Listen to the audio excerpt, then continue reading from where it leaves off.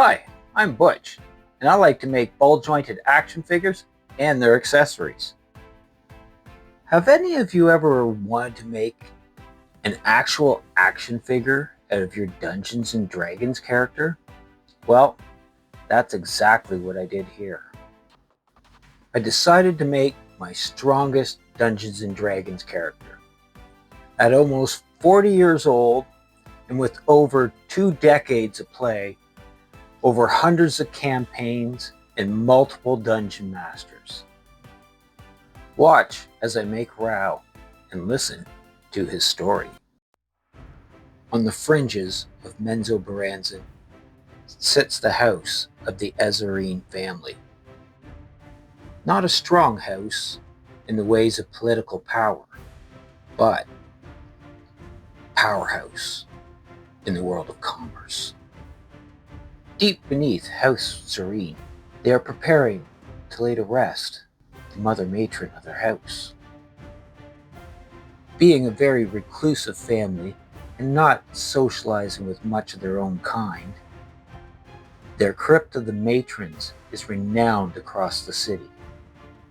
A spacious cavern illuminated by a pond in the center with a continuous light pebble dropped in its center produces enough light for some surface plants to grow, creating eZerine's own garden underground.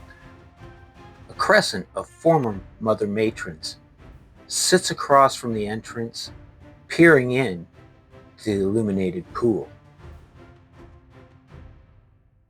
As family and delegates arrive at the chamber to witness the rites of the matron Rana, the light from the pool slowly dims, but the temperature drops quickly.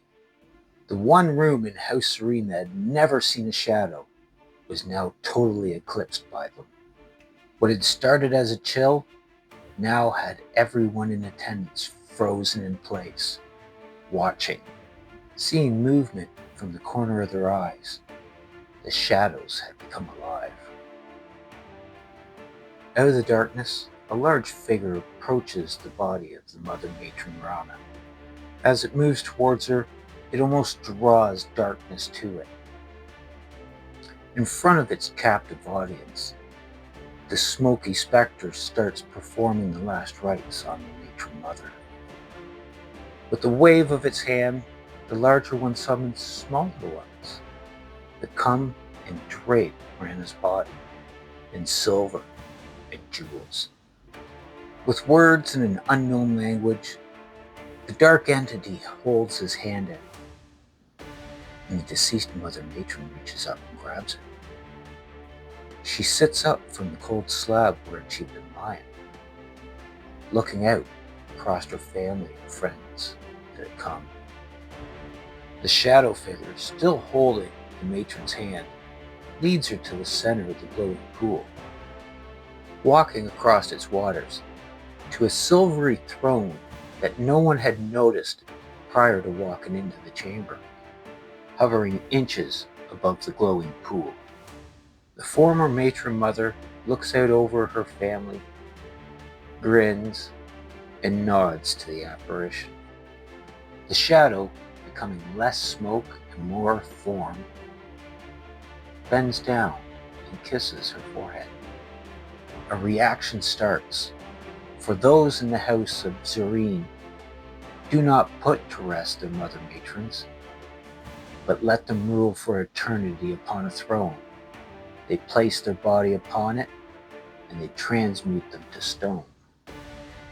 The matron Rana will not be sharing that gray drab of the other matron mothers. As the dark being waits for the transmutation to complete itself, a small voice is heard. Looking back, the silhouette notices 2 children, the youngest twins of House Erzerine. Unaffected like everyone else, they've come close to the edge of the pool to see the transformation for themselves.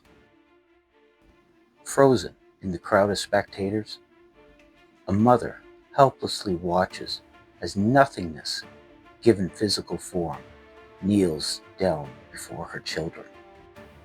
The The spectre and the children exchanged what seemed to be an everlasting glance. Raylene wanted to scream as she witnessed her daughter Ziera reaching up to touch the face of this nothingness apparition. Raylene's fear for her children's life quickly switches back upon her own. This uninvited wraith of shadows was no longer by her children, but inches from her own face. This close to the swirling mass of shadow and darkness, she sees something. Something's in there. A voice snaps her back, but not from the creature in front of her, but systematically from every single shadow at the same time. The same voice. Future matron Raylene, I will give you the same deal that I gave little Rana. In 2 days' time, I'll return, and if you know who I am, the deal can be yours. I'll leave you a little hint to get you started. I am he that is orphaned, my name forgotten, draped by shadows, banished and exiled to the stars. With the last words spoken, the silhouette of a spectre vanishes back to the pool, standing before the late matron Rana. As the captive spectators watch as this unwanted phantom slips slowly into the back of the chasm.